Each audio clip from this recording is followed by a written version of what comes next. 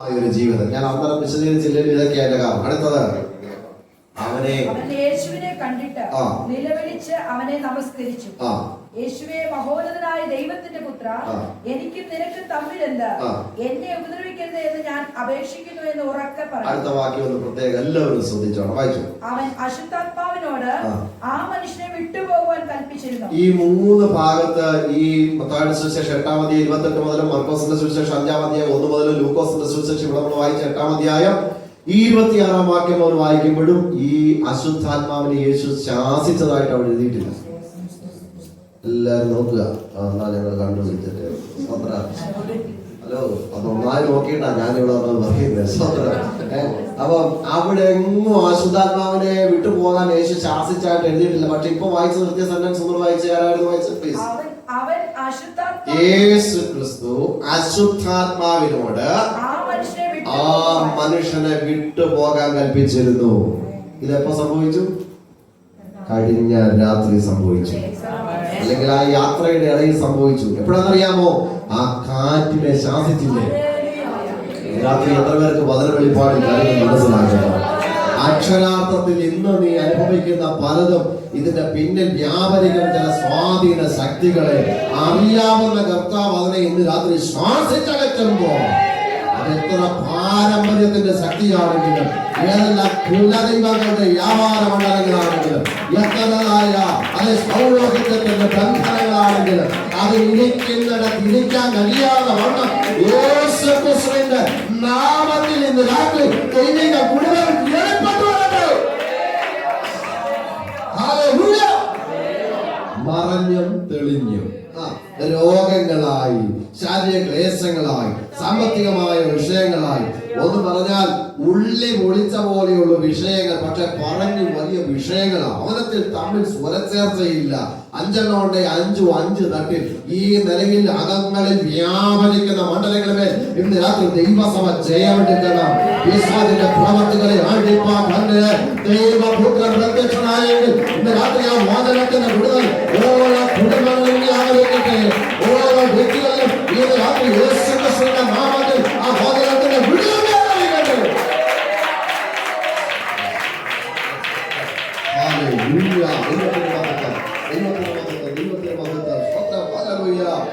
നമ്മൾ ആ ഭാഗത്ത് നിന്ന് അല്പം മാറിയതിനെ കുറിച്ച് വികരമായി ചിന്തിക്കാം. മത്തായിയുടെ സുവിശേഷം 12-ാം അധ്യായം 43 മുതൽ 45. മത്തായിയുടെ സുവിശേഷം 12, 43, 45. മറ്റൊരു ലൂക്കോസിന്റെ സുവിശേഷം 11, 24 മുതൽ 26. രണ്ടും കാര്യം ഒന്ന് തന്നെ. മത്തായി 12, 43 പ്ലീസ്.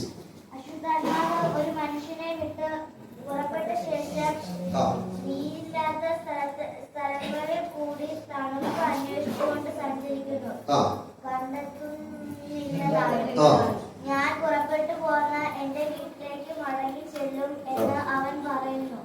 ഉടനെ വന്ന് അത് ഒഴിഞ്ഞതും അടിച്ചു വാരി അലങ്കരിച്ചതുമായി കാണുന്നു. പിന്നെ അവൻ പുറപ്പെട്ട് തന്നിലും വേറെ 7 ആത്മാക്കളെ കൂട്ടിക്കൊണ്ടുവരുന്നു. ഈ ഭാഗം നമുക്ക് വായിച്ചിട്ടുള്ളത് കൊണ്ട് അറിയാം. മത്തായിയുടെ സുവിശേഷം 12-ലെ വാക്യമാണ് വായിച്ച. ലൂക്കോസിന്റെ സുവിശേഷം 11, 24 മുതൽ ഭാഗം തന്നെ കാണുന്നുണ്ട്. ഒരു മനുഷ്യരെ സ്വാധീനിച്ചിരുന്ന അശുദ്ധാത്മാവ് അവനെ വിട്ടു പുറപ്പെട്ടു. വചന അടിസ്ഥാനത്തിൽ 7 ഉപദേശങ്ങൾ, അടിസ്ഥാന ഉപദേശങ്ങൾ. ഒന്നാ ഫെലോഷിപ്പ് എന്നുള്ളത് ആണോ? കൂട്ടായ്മ ആചരിക്കണം. സ്വതന്ത്രം. അതിന്റെ വീട്ടിലിരുന്ന് പ്രാർത്ഥിക്കുന്നെന്ന് പറയുന്നത് ഒരു പോംവഴിയല്ല, എക്സ്ക്യൂസ് അല്ല. മനസ്സിലാകുന്നവർക്ക് ആ ദൈവത്തെ സ്തുതിക്കണം. സ്വതന്ത്രം. ആരോഗ്യം ഉണ്ടോ? ദൈവസന്നിധിയിൽ കടന്നു വന്ന് ദൈവത്തെ മഹത്വപ്പെടുത്തണം. ഈ ഇവിടെ കാണുക, ഇവിടെ ഒരു മനുഷ്യന്റെ മേലുണ്ടായിരുന്ന അശുദ്ധാത്മാവിനെ അവനെ പുറത്താക്കി. അങ്ങനെ ആ അശുദ്ധാത്മാവിനെ പുറത്താക്കി കഴിഞ്ഞപ്പോൾ ആ മനുഷ്യൻ അവനാ കെട്ടുകളിൽ നിന്ന് അവനെ വിടുതൽ പ്രാപിച്ചു. അവൻ വിടുതല. പക്ഷേ കാര്യം എന്തെന്നറിയാമോ? ഈ അശുദ്ധാത്മാവ് ഇവനെ വിട്ടു പോയിട്ട് ഇതിങ്ങനെ ഉണങ്ങിയ ഡ്രൈലാൻഡ്, ഉണങ്ങിയ സ്ഥലങ്ങളിലൂടെ, ഇങ്ങനെ നീരില്ലാത്ത സ്ഥലങ്ങളിലൂടെ പോയിട്ട് എന്താ അന്വേഷിക്കുന്നത്? തണുപ്പ് തിരഞ്ഞെടുക്കുക. നിങ്ങൾ എന്റെ കൂടെ ഉണ്ടല്ലോ, ഞാൻ സമയത്ത് നിർത്തിക്കോളാം. ഈ ഭാഗങ്ങൾ ഒരല്പം ഗൗരവമേറിയാണ്, ഒന്ന് ശ്രദ്ധിച്ചോളെ. സ്വതന്ത്ര ഇത് വിട്ടുപോയി എങ്കിലും ഇതിങ്ങനെ തണുപ്പ് തേടി നടക്കുക. സ്വതന്ത്ര എങ്ങും ചൂടുള്ളടത്ത് കയറാൻ പറ്റത്തില്ല, ഈ തണുപ്പുള്ളിടത്ത് ഇത് കയറത്തുള്ളൂ. സ്വതന്ത്ര. പ്രാർത്ഥനയൊക്കെ എങ്ങനെയുണ്ട്? വചനധ്യാനമൊക്കെ എങ്ങനെയുണ്ട്? ആത്മീയ വിഷയങ്ങളിലൊക്കെ എങ്ങനെ പോകുന്നു? ആത്മീയ കാര്യങ്ങളിൽ തണുത്തിരിക്കുന്നു. ഇവൻ ഇഷ്ടം തണുപ്പുള്ളതിനെയാണ്. തണുത്തിരിക്കുന്നതിന് മതി. അങ്ങനെ തണുപ്പുള്ളതിനെ നോക്കി നോക്കി നോക്കി പോയിട്ട് എങ്ങും കാണുന്നില്ല. ഇത് തിരികെ ഒരു കാര്യം ചെയ്യുക, അത് തിരികെ ആ മനുഷ്യന്റെ അടുക്കിലേക്ക് വന്നു. വന്നേച്ച് നോക്കിയപ്പോൾ അതെല്ലാം അടിച്ചു മാറി അലങ്കരിച്ചിട്ടിരിക്കുക എന്ന് പറഞ്ഞാൽ നേരത്തെ ഉണ്ടായിരുന്നതിനെ എല്ലാം പുറത്താക്കി. പക്ഷെ പകരം അവിടെ ദൈവാത്മാവിന്റെ ആവാസമായത് മാറിയില്ല. ഒരു ദിനത്തിൽ നിങ്ങൾ ദൈവത്തിന്റെ മന്ദിരമെന്നും ദൈവത്തിന്റെ ആത്മാവ് നിങ്ങൾ വസിക്കുന്നു എന്നും നിങ്ങൾ അറിയുന്നില്ലയോ? ദൈവത്തിന്റെ ആലയത്തെ നശിപ്പിക്കുന്നവനെ ദൈവം നശിപ്പിക്കും. ദൈവത്തിന്റെ ആലയം വിശുദ്ധമല്ലോ. സന്തോഷത്തോടെ കർത്താവിനെ മഹത്വപ്പെടുത്താം. യേശു കർത്താവിനെ കൈക്കൊണ്ട് കർത്താവിന്റെ നാമത്തിൽ വിശ്വസിച്ച് പരിശുദ്ധാത്മാവിന്റെ അഭിഷേകം പ്രാപിച്ച ദൈവകൃപയിൽ നിൽക്കുന്ന ഒരു വ്യക്തിയെ സംബന്ധിച്ച് അല്ല ഇതിന്റെ സ്വന്തം. എന്നാൽ അതൊന്നും ഇല്ലാതെ ഒരു പൊത്തുവരുത്ത ജീവിതത്തിൽ മുമ്പോട്ട് പോയാൽ ഇത് വന്ന് നോക്കുമ്പോൾ നല്ല തണുപ്പ, ഒരു ചൂടുമില്ല. എന്ത് ചെയ്യും?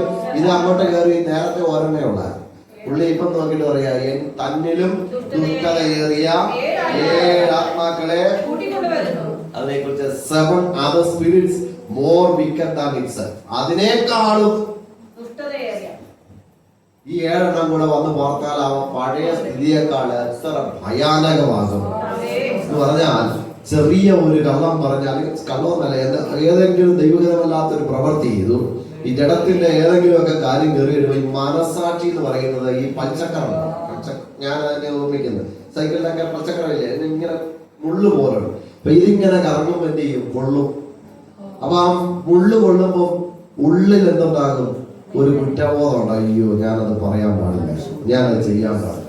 അന്നര ദിവസം നീ കർത്താവേ ക്ഷമിക്കണേ എന്ന് പറയുന്നതാണ് ദൈവാത്മാവിന്റെ പരിവർത്തനം എന്ന് പറയുന്നത്. എന്നാൽ ഇതിങ്ങനെ കൊള്ളുമ്പോ സാരമില്ല, ഇത് പിന്നെ ഇങ്ങനെ കറങ്ങി കറങ്ങി പിന്നെ എന്ത് ചെയ്യും? അവിടെ ഫ്രീ ആയിട്ട് കറങ്ങും. ഇത് കൊള്ളാനൊന്നും ഇല്ലേ പറയുന്ന ഐഡിയ മനസ്സിലായോ?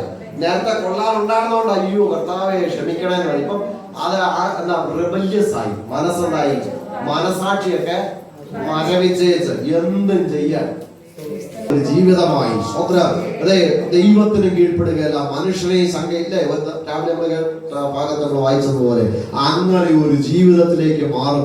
അതായി പറയുന്നത് ഒന്നേ ഉള്ളായിരുന്ന അതിനെ ശാസിച്ചു വിട്ടപ്പോൾ ഇപ്പൊ തന്നിലും ദുഷ്ടതയേറിയ 7 എണ്ണം. ഇത് വന്നേച്ച ആ മനുഷ്യന്റെ സ്ഥിതി എന്തായി തീരും? സ്വത്രം. അടുത്ത ഭാഗത്തേക്ക് പോകുന്ന അപ്പോസ്തലപ്രവൃത്തി 28. രക്ഷപ്പെട്ട ശേഷം ആ ദ്വീപിന്റെ പേര് മെലിത്ത എന്ന് ഗ്രഹിച്ചു. അവിടുത്തെ ബർബരന്മാർ എന്ന് പറഞ്ഞാൽ യവനായ ഗ്രീക്ക് ഭാഷ സംസാരിക്കാത്ത മറ്റെല്ലാവരെയും അവര് വിളിച്ചിരുന്ന പേരാണ് ബർബരന്മാർ. അല്ലാതെ അവിടെ വേറെ ഒന്നും അതിനകത്ത് അർത്ഥം വേണ്ട. അങ്ങനെ അവിടുത്തെ ബർബരന്മാർ വായിച്ചു അസാധാരണമായ ദയ കാണിച്ചു, മഴയും ശീതവും നിമിത്തം തീ കൂട്ടി ഞങ്ങളെയൊക്കെ കൈക്കൊണ്ടു. പൗലോസ് കുറെ വിറക് പെറുക്കി തീയിലിട്ടപ്പോൾ, എന്തിനാ ഇത് ഈ വിറക് പെറുക്കി ഇവരെ, അല്ലെങ്കിൽ എന്തിനാ അങ്ങനെ ചെയ്ത?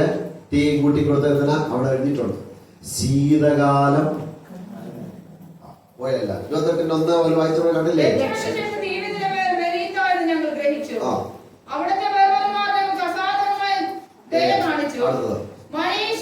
മഴയും ശീതവും നിമിത്തം, അതാ കാര്യം. മഴയും ശീതവും നിമിത്തം തണുത്തിരിക്കുക. ഹലോ, കണക്ഷൻ വിട്ടു പോകരുത്. മറ്റേ പുള്ളി ഇറങ്ങിപ്പോയിട്ട് എങ്ങോട്ടാ പോയ? ഡ്രൈലാൻഡ് എന്ന് പറഞ്ഞാൽ നീരില്ലാത്ത ദേശം തേടി ഇത് തണുപ്പ് തേടി പോയതാ അല്ലേ? അങ്ങനെ ഇത് തണുപ്പ് കേടി തണുപ്പുള്ളിടത്ത് കയറിയ ഇരിക്കുക. വചനത്തിൽ വെളിപ്പാടിൽ വചനങ്ങൾ ഭാഗങ്ങൾ മനസ്സിലാകുന്നവർക്കുണ്ടെങ്കിൽ നിങ്ങൾക്ക് അത് ഗ്രഹിക്കാൻ കഴിയും. അങ്ങനെ തണുപ്പിനകത്ത് സുഖമായിട്ടിരിക്കുക.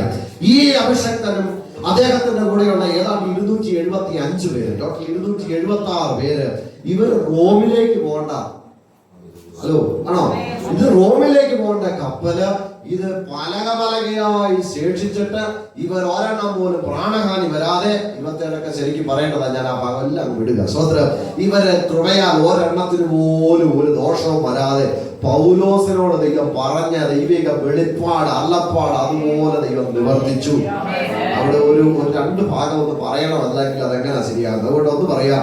അവിടുത്തെ ഒരു ഭാഗത്തെ അപ്പോസ്തലൻ പറയുന്ന ഭാഗം പറയുകയാണ് രക്ഷപ്പെടും എന്നുള്ള ആശയൊക്കെ അറ്റുപോയെന്ന്. 14 ദിവസമായി സൂര്യനെയോ നക്ഷത്രങ്ങളെയോ കാണാതെ, പകലേതാ രാത്രി ഏതാന്നറിയാതെ, അതേ സ്വത്ര ഭക്ഷണമില്ല, അല്ലെ കഴിക്കുന്നില്ല, അങ്ങനെ പട്ടിണിയായിട്ട് ഇവര് കിടക്കുക. എങ്ങനെ രക്ഷപ്പെടും? അവര് പറയുക, ഞങ്ങളുടെ ആശയൊക്കെ രക്ഷപ്പെടും എന്നുള്ള ആശയൊക്കെ അറ്റുപോയിരിക്കുമ്പോൾ ദൈവാത്മാവ് ഇടപെട്ടു. ആശയറ്റിരിക്കുമ്പോഴും ദൈവാത്മാവ് ഇടപെടുന്നവരെ ഓർത്ത് ദൈവത്തെ സ്തുതിക്കുന്നു. അവിടെ നിനക്കുള്ള ദൂതുണ്ട്. സ്വന്തം ദൈവശബ്ദം കേൾക്കാൻ മനസ്സുണ്ടോ? ഇപ്പോഴത്തെ പ്രതികൂലം എങ്ങനെ എത്ര വലുതാന്ന് തോന്നിയാലും നിന്റെ പ്രാണനെ തൊടാൻ ദൈവം അനുവദിക്കുന്നില്ല. സ്വന്തം നിന്നോടുള്ള വാഗ്ദത്തങ്ങളെ ദൈവം നിവർത്തിക്കുമെന്ന്. സ്വന്തം അവര് നീന്താൻ അറിയാവുന്നവരല്ല അങ്ങനെ അക്കരെ കയറി, അത് കഴിയാത്തവരെല്ലാം പലകെ പിടിച്ചാണേലും മരണപ്പെട്ടില്ല, എല്ലാവരും അക്കരെ കയറി. സ്വന്തം ഈ തണുത്തു വിറച്ച് അവിടെ കയറി ചെന്നപ്പോഴത്തേനും അവിടെ ഉള്ളവർ തീ കൂട്ടിക്കൊടുത്ത് വന്നിരുന്ന് തീ കാഞ്ഞു കൊള്ളാൻ പറഞ്ഞു. നിങ്ങൾ എന്റെ കൂടെ കുഞ്ഞുങ്ങളെ ശ്രദ്ധിച്ചാണ് സ്വന്തം ഇവര് തീയെല്ലാം കൂട്ടി ക്യാമ്പ് ഫയർ അറിയാമോ? അപ്പം എല്ലാ തീയെല്ലാം കൂടെ കൂട്ടി ഇങ്ങനെ ഇരിക്കുക. അപ്പൊ പൗലോസിനൊരു കാര്യം മനസ്സിലായി, എത്ര അങ്ങോട്ട് ശരിയായിട്ട് ചൂടങ്ങോട്ട്, നിങ്ങൾ എന്നോട് ഉണ്ടോ സ്വന്തം? ചൂടങ്ങോട്ടാകുന്നില്ല. ഇത് കത്തുന്നുണ്ടെന്നേ ഉള്ളൂ, ചൂടില്ല. സന്തോഷമായ സ്വന്തം ഇത് കത്തുന്നുണ്ടെന്നേ ഉള്ളൂ, ചൂടില്ല. അത് അഭിഷക്തൻ ഒരു കാര്യം മനസ്സിലായി, ഇതിങ്ങനെ പോയാൽ ഒരു കാര്യം തണുപ്പായിട്ടിരിക്കത്തേ ഉള്ളൂ, കുറച്ച് വിറകൂടൊന്നും ഇടാം. സ്വന്തം സ്വന്തം സ്വന്തം അതത് സമയങ്ങളിൽ ദൈവിക നിയോഗം അനുസരിക്കുന്നവർക്കായി സ്തോത്രം. പരിശുദ്ധാത്മാവ് നൽകുന്ന ഗൈഡൻസ് അനുസരിച്ച് പ്രവർത്തിക്കുന്നവർക്കായി സ്തോത്രം. ഈ അഭിഷക്തൻ അങ്ങോട്ട് ചെന്ന് തീ അങ്ങോട്ട് കൂട്ടാമെന്ന് പറഞ്ഞ് ഈ കുറച്ച് വിറകൂടെ പറക്കി അങ്ങോട്ട് ഇടുകയും വിറകെല്ലാം അങ്ങോട്ട് വീണു. ഹലോ, വിറകെല്ലാം അവിടെ വീണു. പക്ഷേ തന്റെ കൈമേൽ ഒരു അണലി തൂങ്ങിക്കിടപ്പുണ്ട്, കടിച്ചു തൂങ്ങിക്കിടക്കുന്ന അണലി. സ്വന്തം എന്ത് മനസ്സിലായി? ഇതങ്ങ് ആദ്യ പുസ്തകമായി ഉൽപ്പത്തി മുതൽ തുടങ്ങുകയാണ്. ഇവന് വസിക്കാൻ ഒരു ശരീരം വേണം, അത് മൃഗത്തിന്റെ ആകാം മനുഷ്യന്റെ ആകാം. അതേ സ്വന്തം അന്ന് കൗശലത്തോടൊരു പാമ്പിന്റെ ശരീരത്തിൽ കയറി, അത് പിന്നത്തെ നമ്മൾ ഇപ്പൊ കേട്ടെടുത്ത പന്നിയിലേക്ക് കയറി. ഇവിടെ പിന്നെയും നമ്മൾ കാണുക ഒരണലിയിൽ ഇത് മറഞ്ഞിരുന്നു. ഈ പൗലോസിനെ മാത്രം ഉന്നം വെച്ചത് കടിച്ചു തൂങ്ങിക്കിടന്നു. സ്വന്തം അവിടെ ഇങ്ങനെ വായിക്കുന്നുണ്ട്, ഇത് കണ്ടപ്പോൾ അവരെല്ലാം അതിശയിച്ചു. അവിടെ ആ ഭാഗം ഇങ്ങനെ കടലിൽ നിന്ന് രക്ഷപ്പെട്ടിട്ടും നീതി നേടി അവനെ ജീവിപ്പാൻ സമ്മതിക്കുന്നില്ലല്ലോ. അവരെല്ലാം ഓർത്തു, ഇവൻ ഇപ്പൊ നീര് വെക്കും, ഇവൻ ചത്തു വീഴും. പൗലോസ് സ്വത്രം കഴിഞ്ഞ രാത്രി ആ 275 പേരോട് ഇദ്ദേഹം ഒരു കാര്യം പറഞ്ഞായിരുന്നു, 14 ദിവസമായില്ലേ നിങ്ങളൊക്കെ ഭക്ഷണം കഴിച്ചിട്ട്, ഒരു കാര്യം ചെയ്യണം. അന്നേ ഞാൻ പറഞ്ഞതാ ഈ യാത്ര വേണ്ടാന്ന്. പക്ഷെ പോട്ടെ, സാരമില്ല. പക്ഷെ ഒരു കാര്യമുണ്ട്, ഞാൻ സേവിച്ചു നിൽക്കുന്ന എന്റെ ഉടയവൻ ഇന്നലെ രാത്രി എന്നോട് ഇടപെട്ടു. സ്വത്രം പൗലോസേ, നീ അതേ സ്വന്തം യെരൂശലേമിൽ എന്നെ സാക്ഷിച്ചതുപോലെ റോമിൽ എന്നെ സാക്ഷിക്ക്. സ്വന്തം എന്റെ ഉടയവൻ എന്നോട് പറഞ്ഞൊരു കാര്യമുണ്ട്. സ്വന്തം സ്വന്തം സ്വന്തം ഹല്ലേലൂയ. ആ 276 എണ്ണത്തെയും അല്ലെങ്കിൽ എല്ലാവരെയും ഞാൻ നിനക്ക് ദാനം തന്നിരിക്കുന്നു. ഇന്ന് വിശ്വാസത്തോടെ നിങ്ങൾ മുഖങ്ങളെ കണ്ടോ, കുടുംബങ്ങളെ കണ്ടോ, വ്യക്തികളെ കണ്ടോ, യേശു ക്രിസ്തുവിന്റെ നാമത്തിൽ അവകാശമായി ചോദിച്ചോ, നിനക്കതിനെ ദാനമായി തരുവാൻ എന്റെ കർത്താവ് പാരമ്പര്യത്തിന്റെ ദുഃഖങ്ങളെ തകർത്തു മാറ്റി, ഔദ്യോഗികത്തിന്റെ ബന്ധനങ്ങളെ തകർത്തു മാറ്റി, അടിമ വീട്ടിൽ നിന്ന് പുറത്തു വന്നതുപോലെ ഈ രാത്രി കുടുംബങ്ങള്, വ്യക്തികള് യേശു ക്രിസ്തുവിന്റെ നാമത്തിൽ ഈ രാത്രി വിട്ടുപോയി.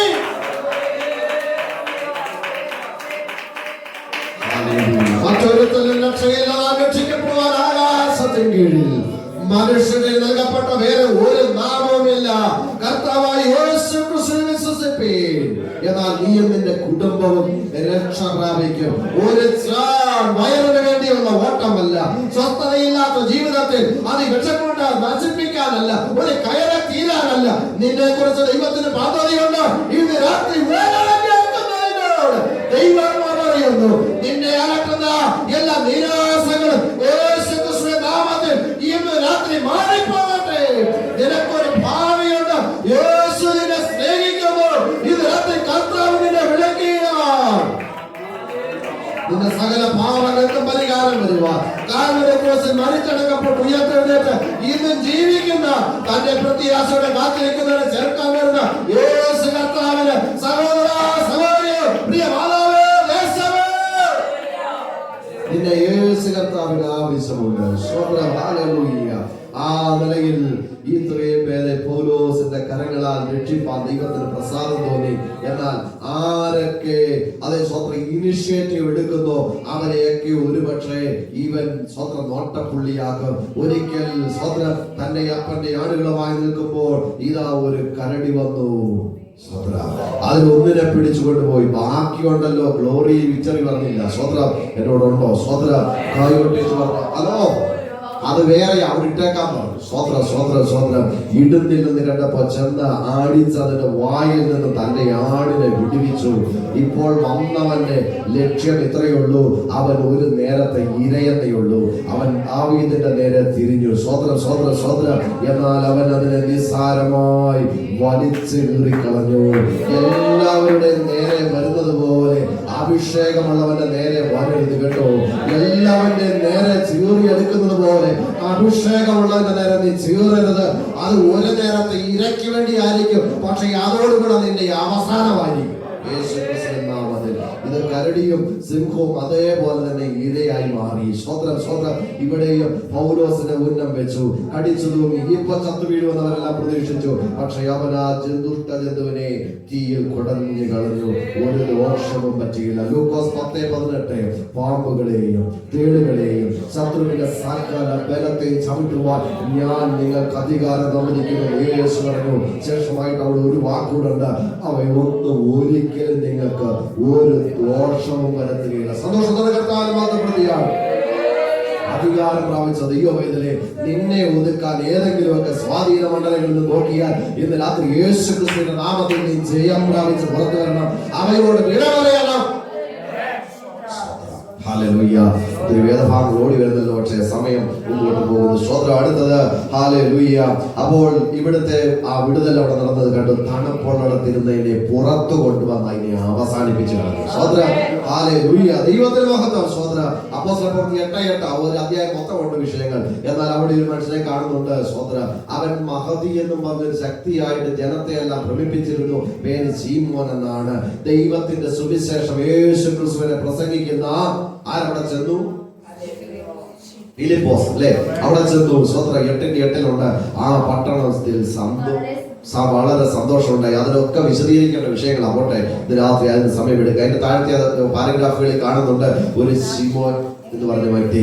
അവൻ അല്ലേ ജനത്തെ എല്ലാം ഭ്രമിപ്പിച്ചേക്കുന്നത്. എന്നാൽ അവൻ ആഭിചാരം കൊണ്ട് ജനത്തെ എല്ലാം കയ്യിലെടുത്ത് ഇവൻ ഏതോ ഒരു ദൈവത്തിന്റെ ദൈവമാണെന്ന് പറഞ്ഞ ദൈവമായിട്ട് കളിച്ചോണ്ടാണ് നിന്നതാണ്. നിങ്ങളെല്ലാം പ്രാർത്ഥനയോടുകൂടി ഇന്ന് രാത്രി വാദന ശ്രദ്ധിക്കണമേ. രാത്രി ഇതെല്ലാം വെട്ടു നടക്കുന്ന മണ്ഡലങ്ങളുണ്ട്. സ്വതന്ത്ര സ്വതന്ത്ര സ്വതന്ത്ര ആഭിചാരങ്ങളും മന്ത്രവാദങ്ങളും കൊണ്ട് പലതിനെ ഒതുക്കാൻ നോക്കുമ്പോൾ അങ്ങനെയുള്ളതിന്റെ ആസ്തിവാരം തോട്ടുന്ന ദൈവവചനമായി രാത്രി പരിശുദ്ധമായ വ്യക്തികൾ അവരുടെ പ്രാർത്ഥനയിൽ മുന്നേറാൻ കഴിയാതെ, അവരുടെ ആത്മീയ ജീവിതത്തിൽ മുന്നേറാൻ കഴിയാതെ, ശാരീരികമായ ക്ലേശങ്ങളിട്ട് ഒന്ന് മാറി മോഹനവിധമായ രോഗബന്ധനങ്ങൾ കൊണ്ടുവന്ന ആത്മീയ മുന്നേറ്റത്തിൽ തടയിടാൻ നോക്കുന്ന ആ ദുഷ്ടാത്മ മണ്ഡലങ്ങൾ രാത്രി വാചനപ്രകാരം അതിന്റെ ജീവിതം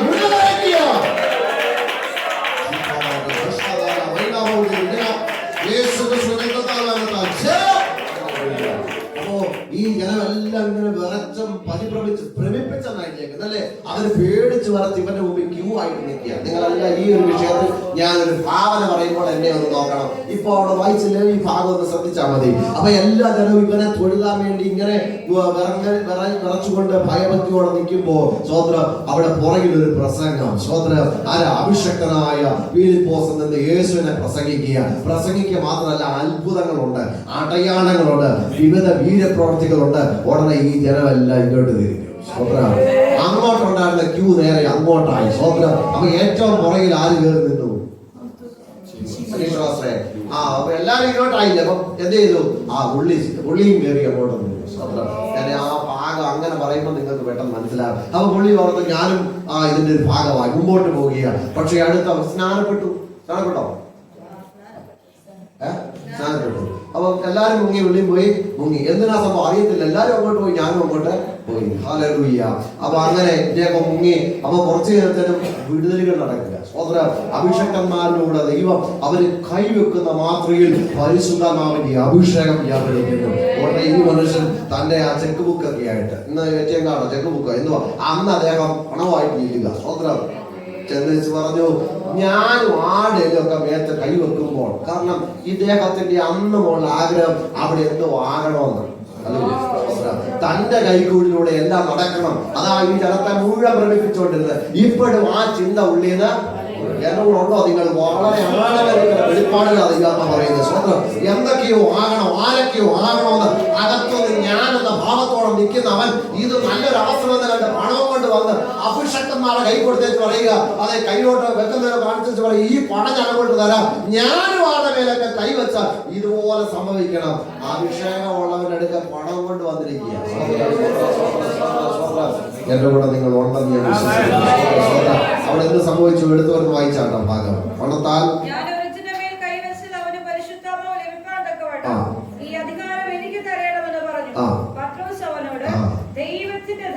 ദൈവത്തിന്റെ ദാനം പണത്തിന് വാങ്ങിക്കൊള്ളാമെന്ന് നീ നിരൂപിക്കൊണ്ട് നിന്റെ പണം നിന്നോട് കൂടെ നശിച്ചു പോകട്ടെ.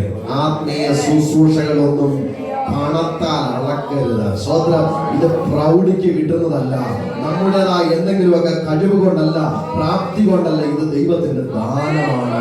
എങ്കിലും ഈ അത്യന്ത ശക്തി ഞങ്ങൾക്ക് സ്വന്തമല്ല, ദൈവത്തിന്റെ ദാനം അത്രയെന്ന് വരേണ്ടതിന് ഈ നിക്ഷേപം ഞങ്ങൾക്ക് മൺപാത്രങ്ങളിൽ അത്രയാകുന്നത്. സ്വന്തം ഇത് വെറും മൺപാത്രമാണ്. ഇത് തുരുത്തിയെന്ന് നേരത്തെ പറഞ്ഞില്ലേ, ഇത് ഏത് നിമിഷം ഉടയാവുന്നൊരു പാത്രത്തിൽ ദൈവം പകർന്നിരിക്കുന്ന അത്യന്ത ശക്തിയെ ഞെളിയരുത്. താഴ്മയോടെ ദൈവം ഉപയോഗിക്കുന്നെങ്കിൽ ഒന്നുകൂടി എളിമപ്പെട്ടോടെ. സ്വന്തം ദൈവം ഉപയോഗിക്കുന്നെങ്കിൽ അതിന് നമുക്ക് പുകഴാൻ ഒന്നുമില്ല.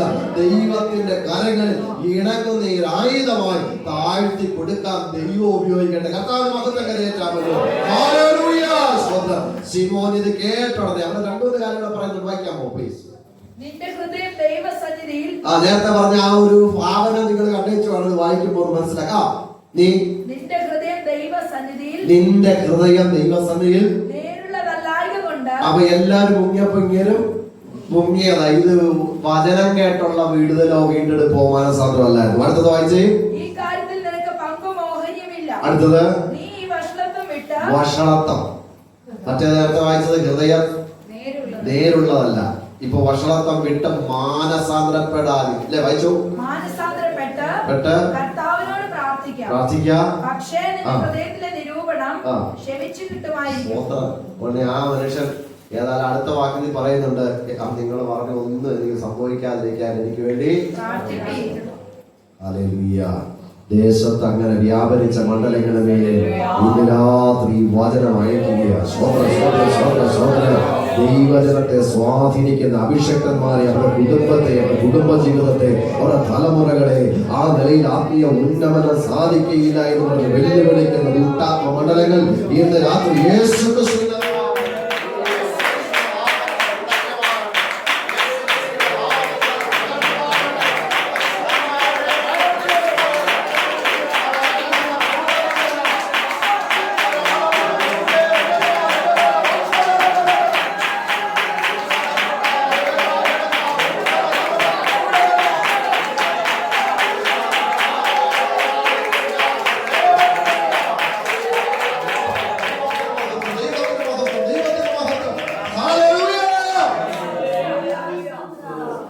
അത്യുന്നതനായ ദൈവത്തിന്റെ ദാസന്മാർ രക്ഷാവചനം നിങ്ങളോട് അറിയിക്കുന്നവർ പറഞ്ഞ് പല നാളായിട്ട് പുറകെ അനൗൺസ്മെന്റുമായിട്ട് വരിക. സോദര അഭിഷേകം തിരിഞ്ഞ മുഷിഞ്ഞു പറഞ്ഞു യേശു ക്രിസ്തു നാമത്തിൽ പോകാൻ.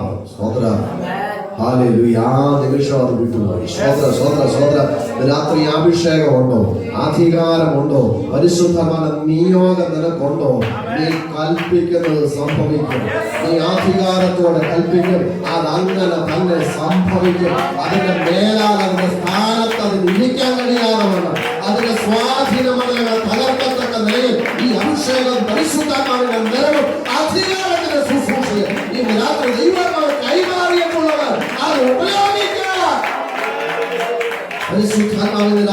അധികമായി നമ്മോട് ഇടപെടുകയാണ്. സ്തോത്രം. ഹല്ലേലൂയ. ദൈവത്തിന് മഹത്വം. ഹല്ലേലൂയ. യേശു എന്ന പേര് ബൈബിളിൽ കുറഞ്ഞ പക്ഷം 3 ഇടത്തുണ്ട്. സ്തോത്രം. ഒന്ന് അതെ ബറിയേശു എന്ന് പറയുന്നതാണ്. ബറിയേശു. സ്തോത്രം.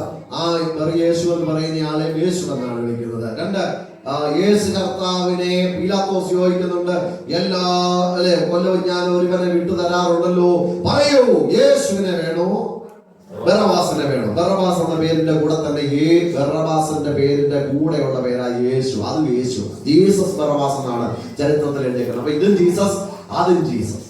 സ്വത്രം. ആരെ വേണം? സ്വത്രം. അവര് പറഞ്ഞു ബറബാസിനെ മതി. ആ ജീസസ്. സ്വത്രം. അപ്പൊ യേശു എന്നുള്ള യേശു, പിന്നെ ഈ ഏതാ പറഞ്ഞ രണ്ടാമത്തെ ബറബാസ് എന്നുള്ള യേശു, പിന്നെ യോശുവ എന്ന പേര്, അതും അതിന്റെ ഒറിജിനൽ ഭാഷയില് യേശു എന്നാണ്. യേശു എന്നുള്ളതാണ്. പോട്ടെ. അപ്പൊ പറഞ്ഞത് ഇങ്ങനെ പലതും അവിടെ ഉണ്ട്. ബൈബിളിൽ തന്നെ യേശു കുറഞ്ഞ പക്ഷം 3 ഞാൻ പറഞ്ഞു. ഇത് കൂടാതെ കൊരിന്ത്യലേഖനത്തിലേക്ക് വരുമ്പോൾ അപ്പോസ്തലനായ പൗലോസ് പറയുക, ഞങ്ങൾ പ്രസംഗിക്കാത്ത 11 ഇത് വളരെ ഒരു ആഴമേറിയ വെളിപ്പാടോടെ പറഞ്ഞ് ഈ ഭാഗം വിടുക കേട്ടോ.